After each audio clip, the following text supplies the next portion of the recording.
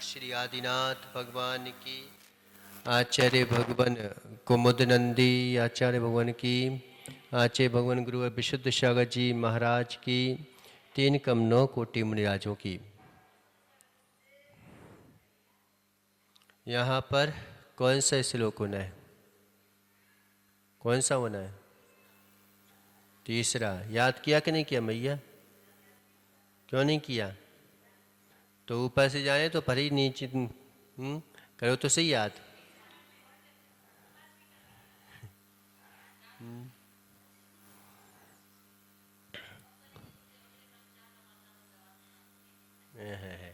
अभी तो कर नहीं पा रहे।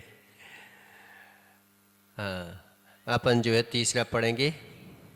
सामान्यतोऽपि तव वर्णयुतं स्वरूप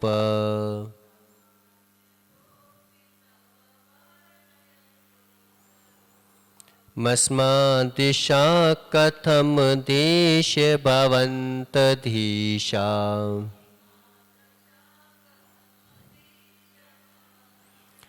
दृष्टोऽपि कौशिक शिशो यदि वा देवान्धो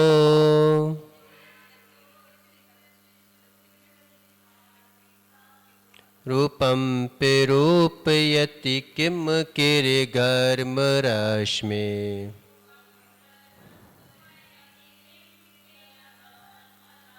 एक साथ पढ़ेंगे। सामान्यतोऽपि तव वर्णयुतं स्वरूप मस्मादिशा कथम देशे भवन्तधीशा दृष्टोऽपि कौशिक शिशो यदि वा देवान्धो रूपं पिरूपयति किं किरिघर्मरश्मे। यहाँ पे आचार्य भगवान भक्ति के माध्यम से अपनी शक्ति को व्यक्त कर रहे हैं।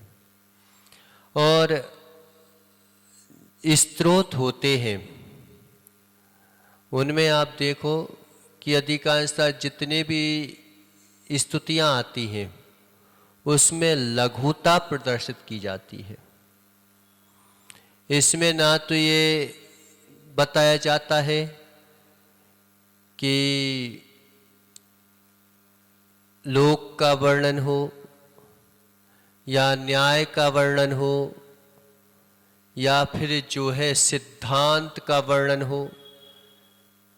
यहाँ पे कोई चीज का ज्यादा वर्णन नहीं रहता। क्यों? वो हमारे ज्ञान में रहता है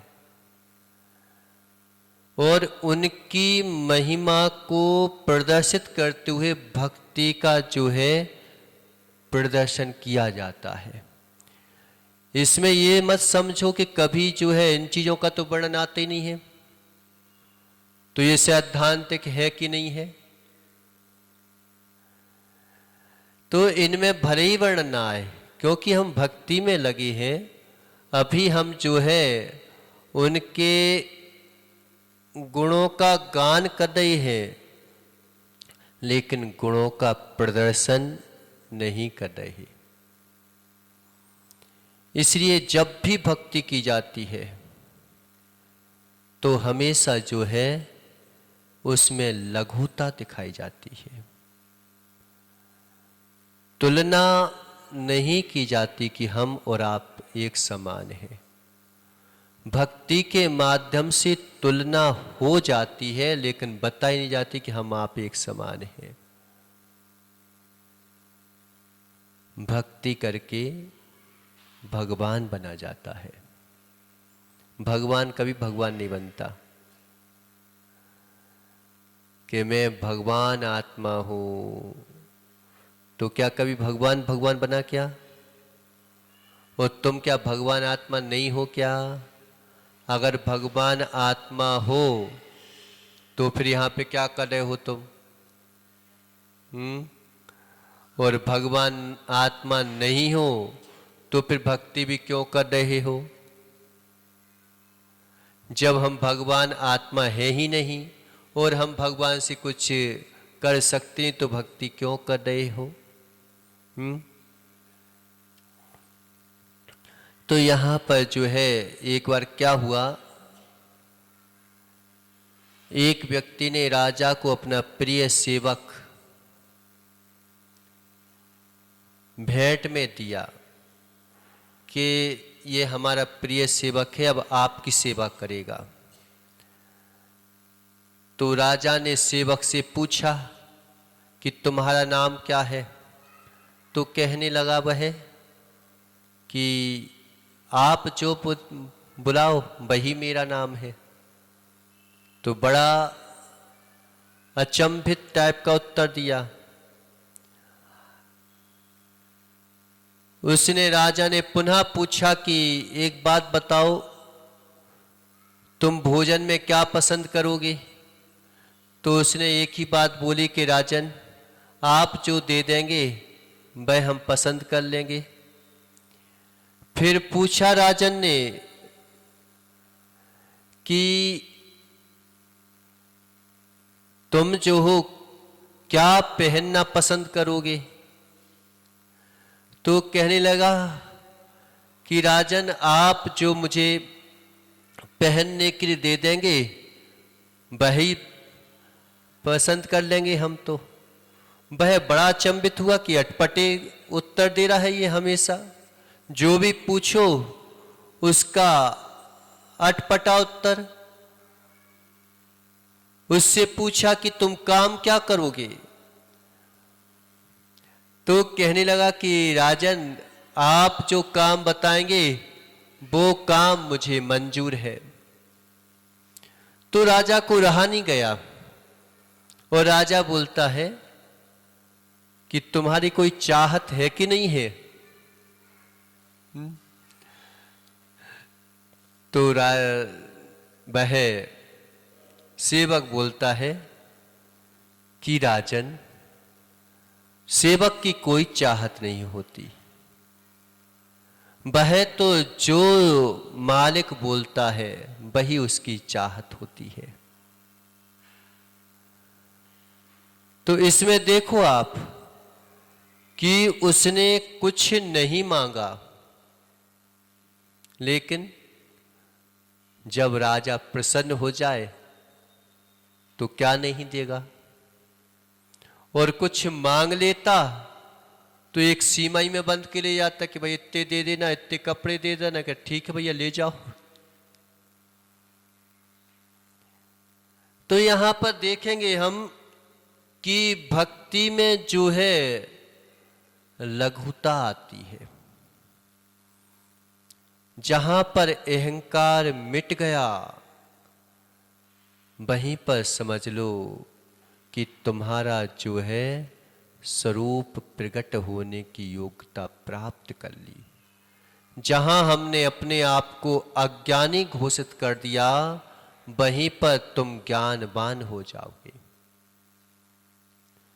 जहां तुमने चाहत को समाप्त कर दिया वहीं सब कुछ चाहत आपकी चाहत बन जाती है। तो यहां पर क्या बोल रहे हैं पता, कि लघुता प्रदर्शित कर रहे हैं कि हे भगवान, सामान्य तोपि तव वर्ण युतम स्वरूप, यानी हे स्वामिन, साधारण रीति से, सामान्य तो भी, सामान्य रीति से भी अगर कोई वर्णयुतम स्वरूप, तब माने आपके वर्णयुतम यानी वर्णों का स्वरूप का वर्णन करना चाहे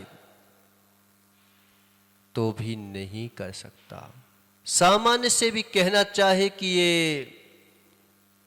सामान्य समझते हो कि वो सामान्य से रहित विशेष और विशेष से रहित सामान्य होता नहीं। सामान्य से रहित विशेष, विशेष से रहित सामान्य होता नहीं।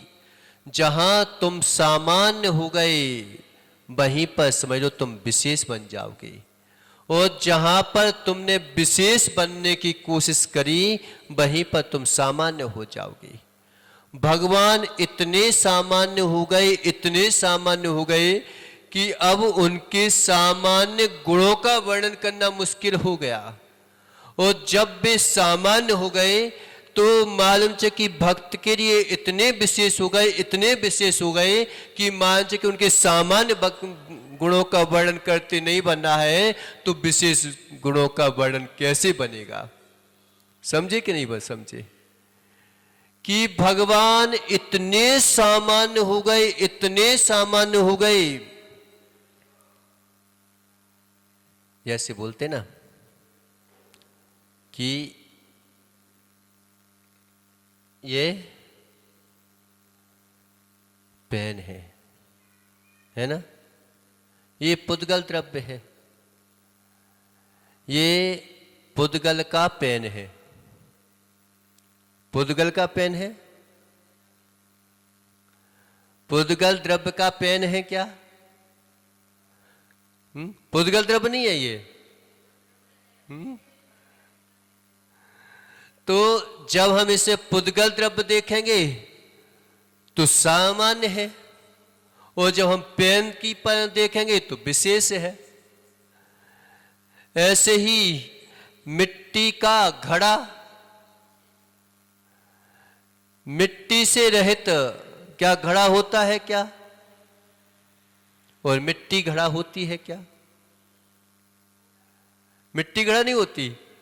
जब मिट्टी नहीं तो घड़ा किसका? अगर तुम सामान्य को हटा के देखो तो क्या विशेष रह पाएगा क्या? और विशेष को हटा के देखो तो सामान्य रह पाएगा क्या? जहां तुमने सामान्य होना शुरू कर दिया कि मैं कुछ नहीं कर सकता, उसी दिन तुम समर्थ हो जाओगे सब कुछ करने की।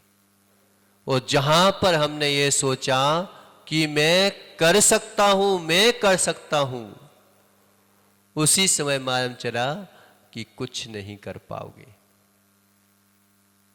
एक मैं राजा की कहानी आती आगम में कि उपवन में एक मुनिराज पधारे हुए थे।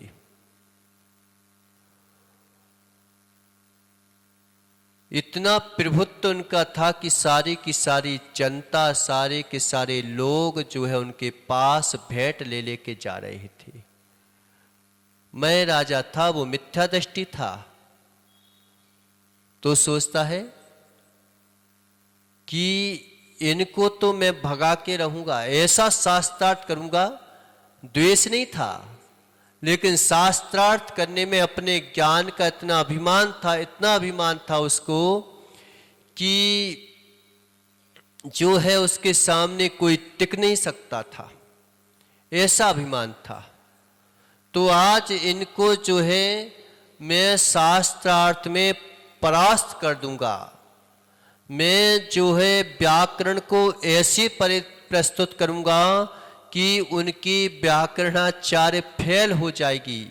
मैं उनको सिद्धांतों में मैं ऐसा परास्त करूंगा कि उनके सिद्धांत जो है अपनी तर में समा जाएंगे। ऐसा सोच करके वह मैं राजा जाता है, और जैसे ही जाता है, जब उनकी गंभीर मुद्रा को देखा, जब उनके शांत स्वरूप को देखा, जब उनके जो है सरलता को देखा, और जब उसने उनकी महानुभावता और जो है तेज को देखा, तो देखते ही साथ, कभी आपने देखा सन्मति सागर, विद्यासागर जी को पास में जाके डर लगता था कि कुछ बोल नहीं पाते थे, हम उनके पास जाएंगे ऐसा बोल देंगे। और जब वो बिल्कुल शांत बैठ जाए ना, तो मालूम चाहिए कि उनके सामने बोलती बंद हो जाती थी, अच्छों की बोलती बंद हो जाती थी। रहते थे बिल्कुल सामान्य, नहीं बस अपनी किताब पढ़ रहे हैं, अब तुम बैठे रहो, बैठे रहो तुम, अब तुम कुछ जो अगर थोड़ा सा तुम्हारी तब देख ले तो फिर समझो कि तुम पिघल गए, फिर तो तुम शेर बन जाओगे कि हमारे महाराज है। और जहां बिल्कुल सामान्य बन के बैठे रहे और एक शब्द पूछा तो फिर ऐसा लगता है कि क्या पता कितने गंभीर महाराज है, फिर उनके सामने कुछ नहीं बोल पाते, अच्छे अच्छे नहीं बोल पाते। कभी जो है किसी की भी शक्ति को निष्फल करना हो, किसी की भी शक्ति को, तो उसके लिए अगर निष्फल करना है तो तुम हाथ पर हाथ धर के उसकी तरफ देखो मत और बैठे रहो, ओनली बैठे रहो। और मन ही मन में जो है जीप तक नहीं लाओ, जितनी बार नमोकार मंत्र पढ़ना हो पढ़ लो। सामने वाले की शक्ति अपने आप निष्फल हो जाएगी, कितनी ही बड़ी शक्ति आ जाए।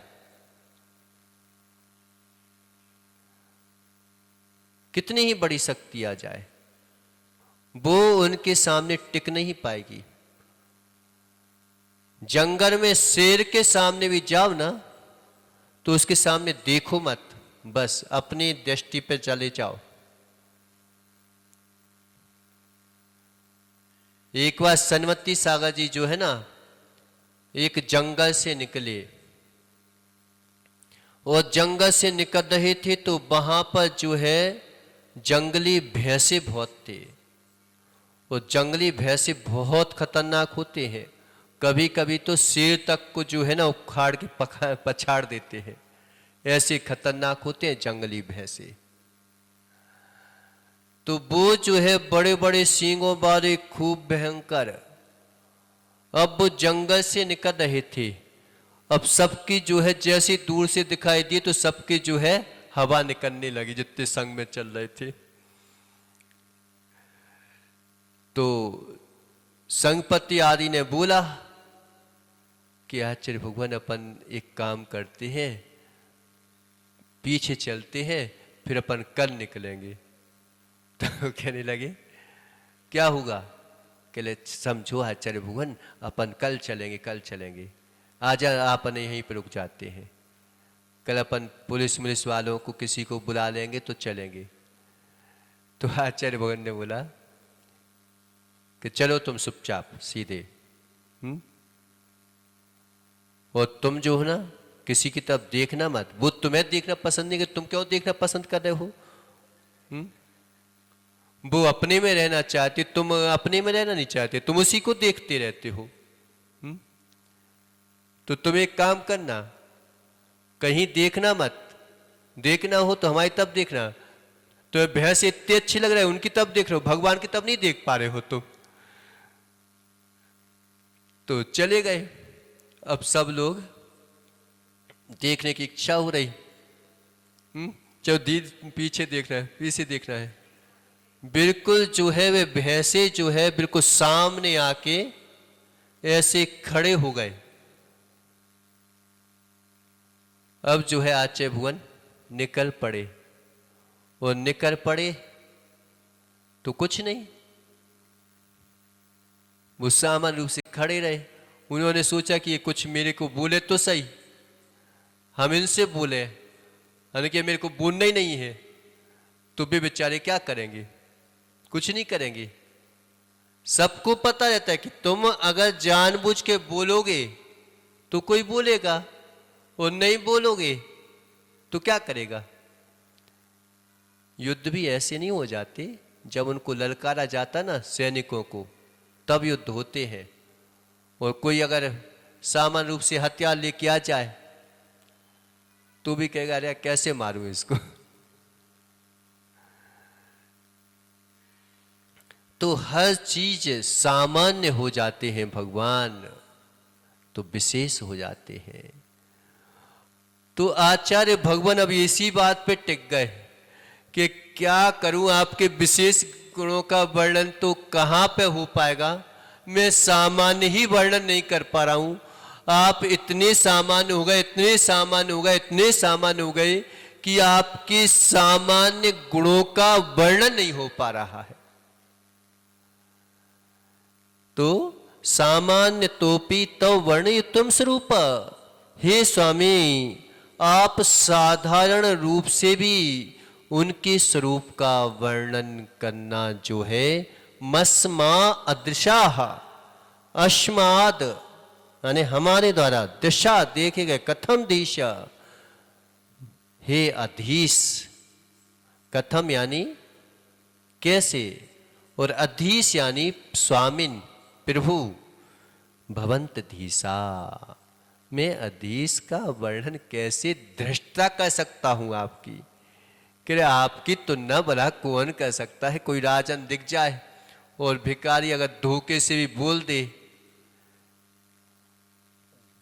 शराब के नशे में अगर कोई राजा को भिखारी बोल दे और जब नशा उतरे और फिर बोले बता तूने क्या बोला था शांतिलाल जी, तो क्या बोलेगा, अरे स्वामिन मैं कहाँ आपको भिखारी बोल सकता हूँ, आप तो पूरे देश के साम्राज्य हो, आपके सामने भला मैं बोल सकता हूँ क्या,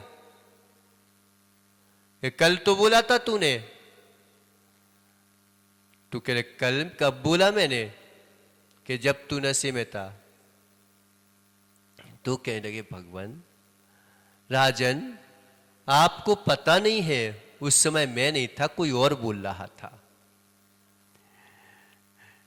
भगवान के गुण कौन नहीं कर पाता, जो कोई और बोलता है तो फिर भगवान के पास नहीं आ पाता, और जो स्वयं बोलता है वो वीतरागता के पास ना आए हो नहीं सकता। मोह की मदिरा जब तक चढ़ी रहती है तब तक उसको जो है भगवान दिखाई नहीं देते, और जैसे ही मोह की मदिरा उतर जाती है तो हे भगवान आपके बारे में बड़ा क्या बोल सकता हूं मैं, कैसे बोल सकता हूं। तो मस्मा अधीसा, आप ये अधीश भवंत्य अधीसा, आपके बारे में दृष्टा कैसे कर सकता हूं, वर्णन कैसे मैं समर्थ हो सकता हूं। फिर दृष्टांत दिया, यानी धृष्टता पूर्वक भी, कोशिक शिशु, कोशिक शिशु समझते हो, कोशिक यानी उल्लू, और उल्लू का शिशु यानी उल्लू का बच्चा कहते ना, ये उल्लू के पट्टे सबसे ज्यादा बोलते हैं कि तू तो बिल्कुल उल्लू का पट्टा रखा हुआ है। तो उन्होंने इसी से बना दिया कि जितना उल्लू उदम नहीं मचाता, दृष्टा नहीं करता, वो गंभीर बैठा रहेगा, लेकिन उल्लू का पट्टा जो है ना, क्या शांतिलाल जी, वो बहुत उदम मचाता है। तो क्या बोल देते सुरेश चंद जी, तू तो बिल्कुल उल्लू का पट्टा रखा हुआ है। अगर वो समझदार हुआ तो क्या बोलेगा कि अगर मैं उल्लू का पट्टा हूं तो तू कौन है। तो ऐसे ही यहां पे उल्लू का शिशु यति बात बांधो, यानी वो देव अंधा, दिन में अंधा हो जाता है। तो दिन में जो है अंधा होने पर और ढीठ हो जाए, कि दिन का अंधा रहने वाला उल्लू का बच्चा ढीठ होता हुआ भी, ढीठ समझते हो, ढीठ कैसे कहते हैं यानी पूरी ऐसा लगता है जैसे गाली भरती हो तो वो ढीठ हो जाता है, कहले बिल्कुल नहीं मानता ये, कहले इसको जो है जानबूझ के जो है वही काम करना है, वही काम करना है, इतना ढीठ हो गया जो मान ही नहीं रहा है। तो कितना ही ढीठ हो जाए, कितना ही ढीठ हो जाए उल्लू का बच्चा, लेकिन क्या वह सूर्य के रूप का वर्णन कर सकता है क्या? कर सकता है कि मैं ढीठ हो जाऊंगा, मैं तो देखूंगा, मैं पूरी आंखें खोल के रखूंगा और पूरी आंखों के साथ ही देखूंगा, मैं तो देख ही लूंगा उसको। ऐसा ढीठ होके भी जाए तो भी उल्लू का पट्टा जो है वो सूर्य के दर्शन नहीं देख सकता। तो ऐसे ही हे भगवान, मैं दृष्टता जरूर कर रहा हूं, लेकिन पता है मुझे कि मैं मोह का पट्टा हूं, मैं भरा आपके वर्णन कैसे कर सकूंगा। लेकिन फिर भी जो है कोशिश तो करूंगा ही सही। उसे पता है कि सूर्य तो उदय होता ही है, हम नहीं कर पाए उसका सामना, ये मेरी कमजोरी है। तो देखो कितने लघु हो गए आचार्य भगवान कि इतना बोल दिया कि दृष्टता भरा मैं कर नहीं सकता आपके वर्णन करने की, आपके सामान्य गुण ही इतने हैं कि सामान्य से भी अगर मैं सोच करूं कि दिन का सामना कर लूं तो नहीं कर सकता। ऐसी यहां पर आचार्य भगवान ने स्तुति की है। इन स्तुतियों को करने से अपने आप लघुता आ जाती है, और जब लघुता आ जाती है तो निश्चित मानो व्यक्ति प्रभुता से भर जाता है। प्रभुता से भरना है तो लघुता लाओ। देखूंगा पहले मैं कि भगवान की शक्ति है कि नहीं है। पहले मैं जो हूं इस सुई से अपने हाथ पे जो है गड्ढा करता हूं, फिर देखूंगा कि मेरे को जो है ना खून नहीं निकलवाना तू है, तब तो मैं देखूंगा कि बड़े मैदान में जाऊंगा। नहीं तो तूने जो है एक सुई को पाई और मेरे को जो इतना दर्द दे दिया, तू इतना ऐसा काम नहीं करता, मैं तेरे को क्यों पूछूं। तो हम जो है जरा जरा सी बात पर भगवान को परेशान करने चले जाते हैं। और भगवान को परेशान भी करते तो अहंकार भाव में परेशान करते हैं। लघुता से परेशान करें तो भी ठीक है कि लघुता से परेशान करें, देखने के लिए कि मेरा सिर दर्द हो रहा है, तू सुनता नहीं है क्या मेरी बात को, पागल हो गया क्या तू। उसमें भी ऐसा बोलेंगे, अरे भाई सिर दर्द हो रहा है तो तू तो अभिषेक करना चालू कर दे, अपने आप सिर दर्द ठीक हो जाएगा, क्या टेंशन है। उसके लिए ज्यादा कुछ मांगने की आवश्यकता ही नहीं है, करने की आवश्यकता ही नहीं है तुम्हें। जो रोज जो है सिर दर्द हो, तबीयत खराब हो, उस समय तुम कुछ नहीं करो, भगवान के पास कहने की आवश्यकता ही नहीं है। उनके सामने तो तुम जो हो अभिषेक पूजन करना चालू कर दो, अपने आप जो है उपयोग लगेगा। छोटे मोटे लोग तो वैसे ही चले जाएंगे। जब कोई अच्छा बड़ा रोग हो जाए तब भगवान को परेशान करने जाओ तो घर पे बैठे रह जाएंगे शांतिलाल जी कि महाराज जी अब नहीं जा सकता। और उसी समय कोई बोल दे कि भाई देखो 1 करोड़ की तेरे को फायदा होने वाला है, उठ जा, तो सब उठ जाएंगे, फिर नहीं दिखेगा। तो इस प्रकार से आचार्य भगवान ने स्तुति की। ये स्तुतियां ही हमारे रोग शोक को दूर कर देती हैं जब हम लघुता से भर जाते हैं। तो इस प्रकार से बताया।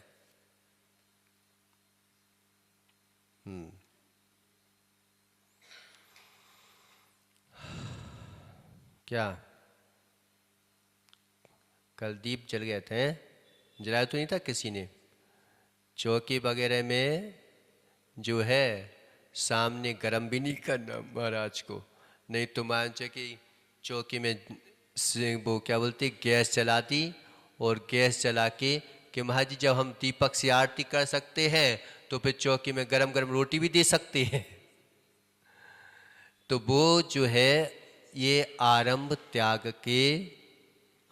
त्याग होता है इनका, मुनिराजों का। और उनके सामने अगर आरंभ वगैरह करोगे तो फिर मुनिराज जो है लौट जाते हैं। इसलिए जो भी हम फल वगैरह बनाते हैं, कुछ भी बनाते हैं, पहले से करके रखो, सामने कभी नहीं करना, ठीक है ना। दीपक भी जो है आखिरी में आरती कर सकते हो, लेकिन पहले नंबर अगर तुमने दीपक जला हुआ दिख गया तो भी लौट सकते हैं महाराज। फिर नहीं कहना हमसे कि महाराज जी लौट जाते हैं। तो दीप किसको जलाते हैं, किसके लिए जलाते हैं? मोह-अंधकार विनाशनाय। तो मोह अंधकार के विनाश के लिए जो है दीप के द्वारा कि हे भगवान, मेरे जीवन में मोह का जो है विलय कैसे हो, इसे दीप अर्पित करते हैं।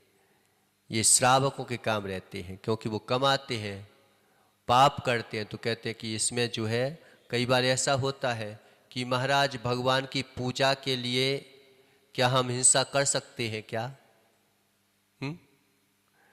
कि इन सब चीजों में हिंसा होती कि नहीं होती? वैसे खाने में व्यक्ति हिंसा नहीं देखेगा महावीर, पीने में हिंसा नहीं देखेगा। जितनी हिंसा दिखती है मालूम चला कि भगवान के सामने दिखाई देगी।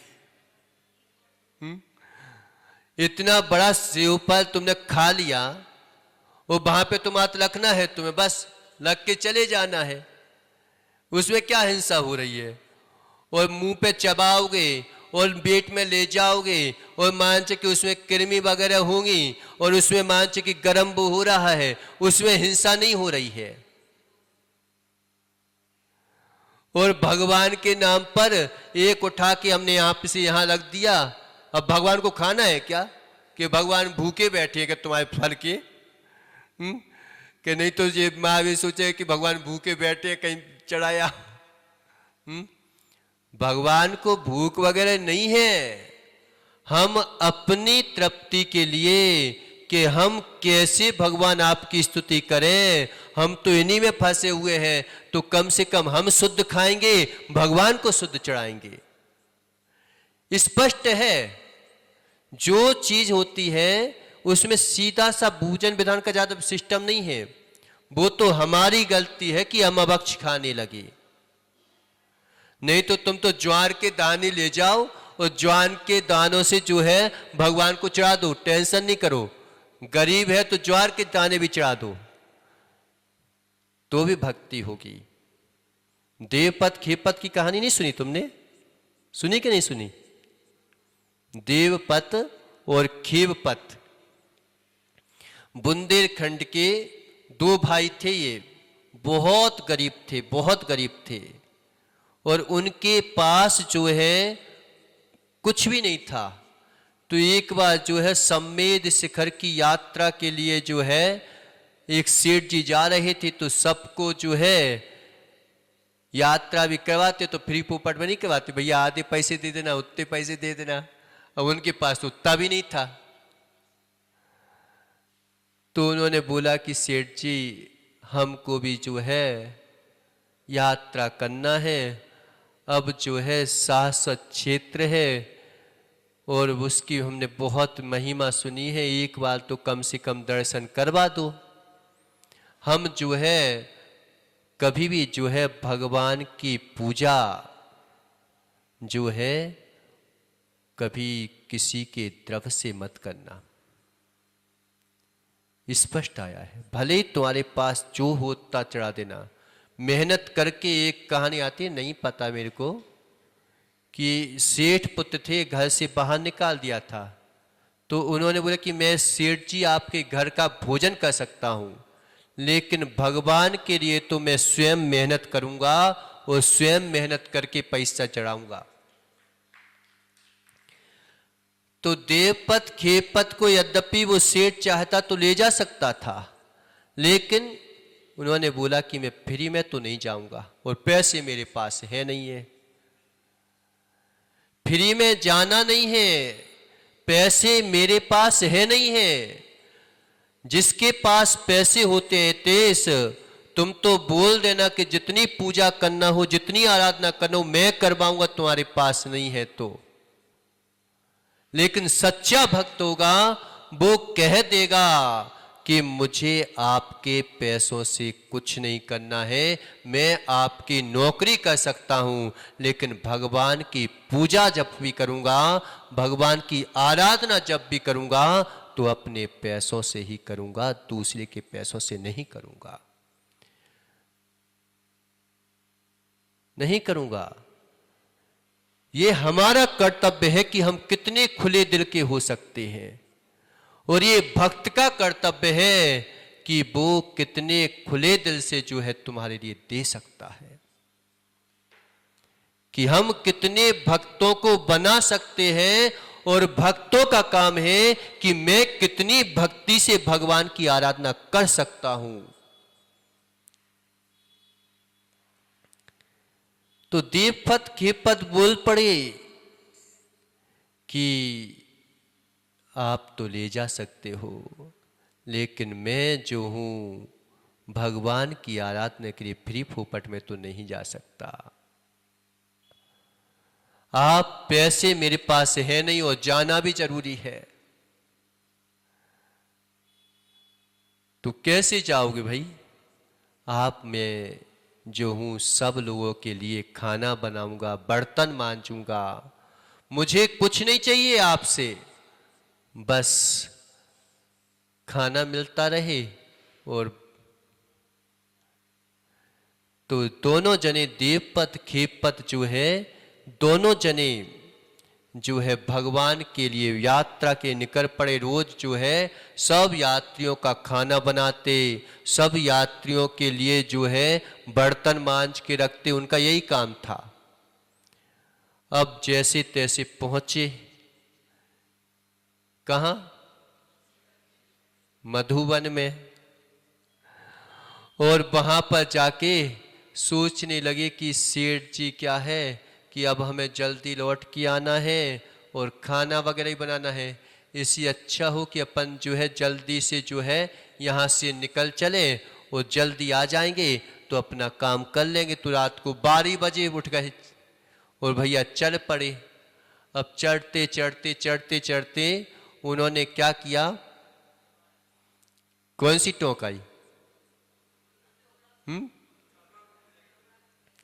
कौन सी? कौन सी? गणधर टोंक पर आएंगे ना। यहां से चढ़ेगी तो सीधे गणधर टोंक नहीं आएगी पहली नंबर। तो गणधर टोंक पे आए और गणधर टोंक पे अब उन्होंने सोचा कि मैं जो हूं वो चाहते तो चावल भी ले जा सकते थे सेठ जी के, दाल भी ले जा सकते थे, लेकिन उनकी मां ने जो है अपनी मेहनत से ज्वार लगाई थी। तो कह लगे ये मेरा धान है, ये मेरे खेत का धान है, भगवान की पूजा में सेठ जी की तरफ से नहीं करूंगा, मैं जो हूं अपनी तरफ से करूंगा। तो उन्होंने क्या किया? अब उनके पास क्या थी? ज्वार थी। सबसे सस्ती धान रहती थी पहले, कि गरीब लोगों का अन्न कहलाता था ये। तो ज्वार उन्होंने भगवान के सामने चढ़ा दी गणधर टोंक पर, वो चढ़ाते गए। अब जो है सुबह हो गई तो सेठ जी थके हारे मारे आए और पसीना पसीना हो रहे थे। अब शरीर से पसीना निकल जाए लेकिन अंदर से पसीना ना निकल पाए, इतना ध्यान रखना, नहीं तो मान कि अंदर से भी पसीना आ जाए। तो उन्होंने देखा कि ये मेरे से पहले सेठ कौन आया? कहले हीरे मोती चढ़ा के गया है, इतना बड़ा सेठ आ गया कोई मेरे से बढ़ करके। अब उसे जो है भगवान के चरण दिखाई नहीं दे रहे, उसे क्या दिखाई दे रहे? ये मोती किसने चढ़ाए? तो पूछा भैया पुजारी से, कह रहे भैया अभी 2 बालक आए थे तो वो चढ़ा के गए हैं। अच्छा, अब उसे ये नहीं दिख रहा कि हम चरणों की पूजा कर लें, पकड़ के लाओ पहले उनको कि वो गए तो गए कहां। अब भैया पकड़ के लाए, बेचारे थक हार गए। तो कहने लगे चोरी करते हो तुम? कह राजन सेठ जी आप तो चोरी मोरी में क्यों करूंगा, झूठ बोलता है तू, भगवान को इतना ज्यादा शौक है तेरे को हीरे मोती चढ़ाने का, मेरी चोरी करता है। कह रहा सेठ जी मैंने तो महत जो है ये ये है, और मैंने सोचा कि जल्दी दर्शन कर लूँगा, आपको फिर नीचे जाके खाना भी बनाना है, वो भी करना है, सब काम करना था, तो जल्दी आ गया था, इसलिए मैं जल्दी कर रहा था। और देखो मेरी थैली में मात जो है ये ज्वार है। अच्छा, झूठ बोलता है तो? और क्या? नहीं सेठ जी, मेरे पास तो ज्वार ही है बस। अच्छा, चढ़ा के बता तू। और जैसे ही उन्होंने ज्वार के दाने चढ़ाए और वे मोती बन गए।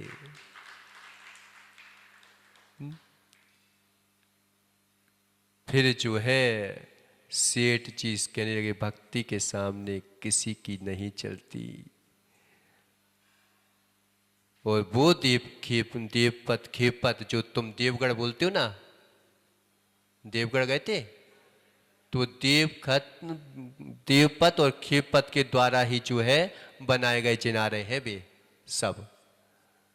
और उन लोगों ने फिर जो है जगह जगह जो है भगवान के क्षेत्र बनाए, पावागढ़ी वगैरह वगैरह सब जगह जो भौरियत के अंदर भगवान मिलते हैं ना, वो अधिकांशतः देवपत खेपत के द्वारा बनाए गए हैं। तो क्या बोल रहे थे कि तुम्हारे पास समय हो गया कि जो द्रव्य है प्रासुक खाओ, प्रासुक चढ़ाओ।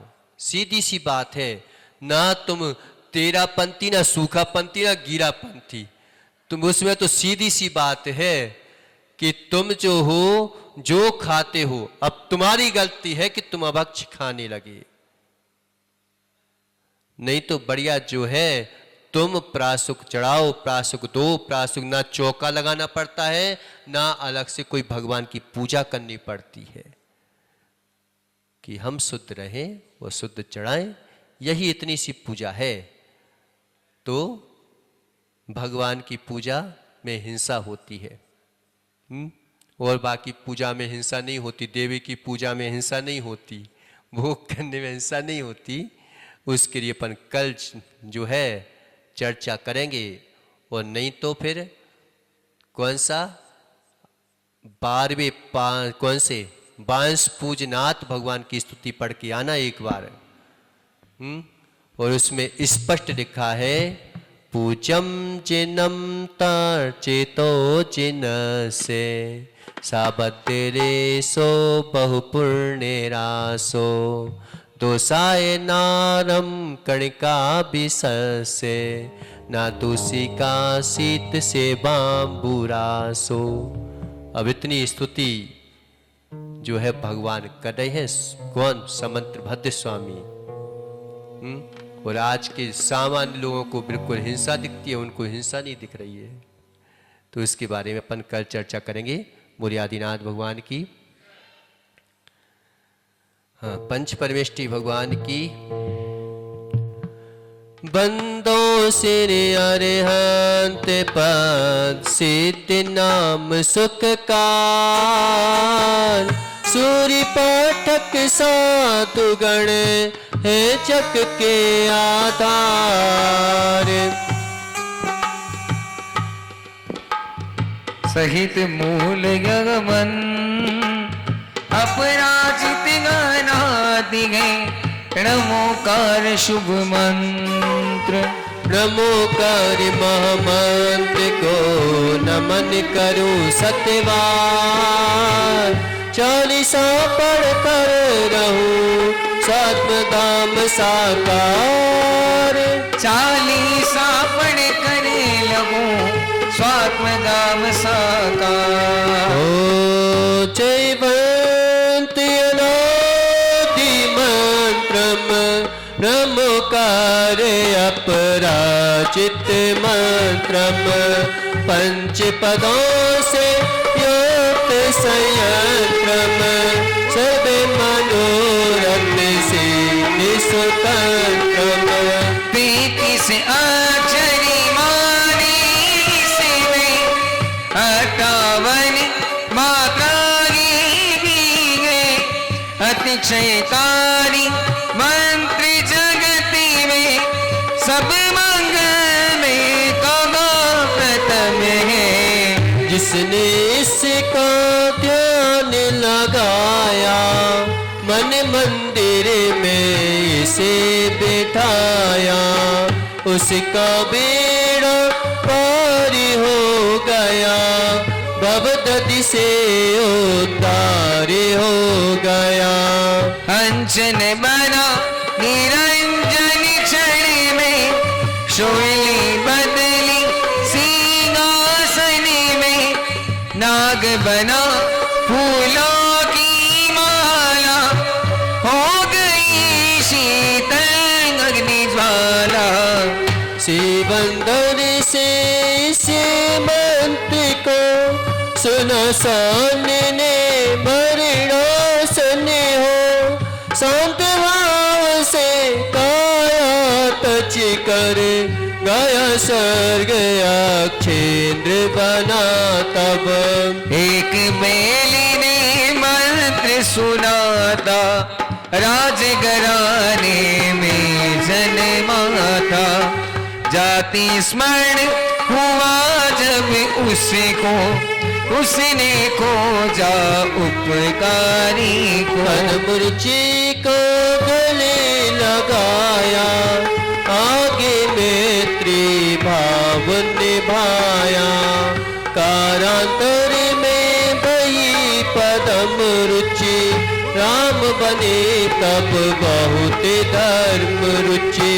बेल बना सुग्रीव बंधुवर, दोनों के संबंध मित्रवर, रामायण की सत्य कथा गे, रमोकार से मिटी बताए।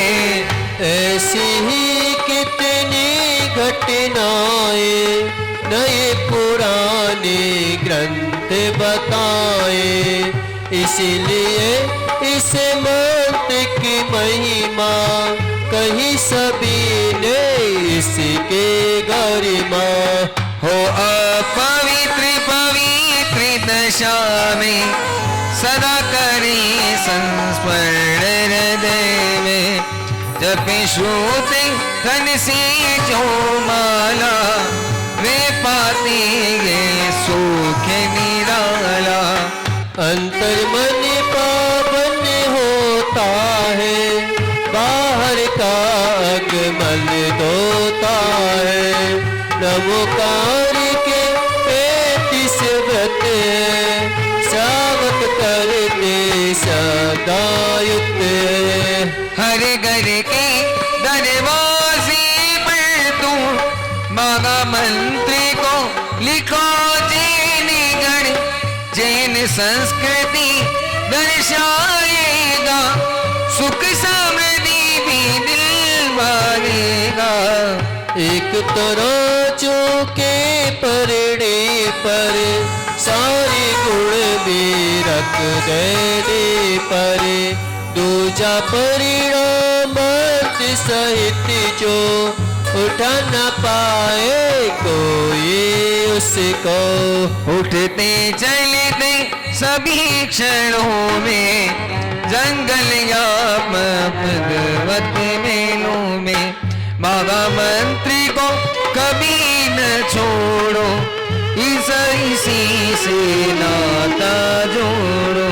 देखो एक सुबह में चक्र था, उसने मन में इसे जपा था, देव मारी नहीं पाया उनको, तब छल युक्ति बताए नप को। उसके चंगुल में फंस करके लिखा मंत्र राजा ने जल में, जो ही उस पर कदम रख दिया, देव की शक्ति प्रकट कर दिया।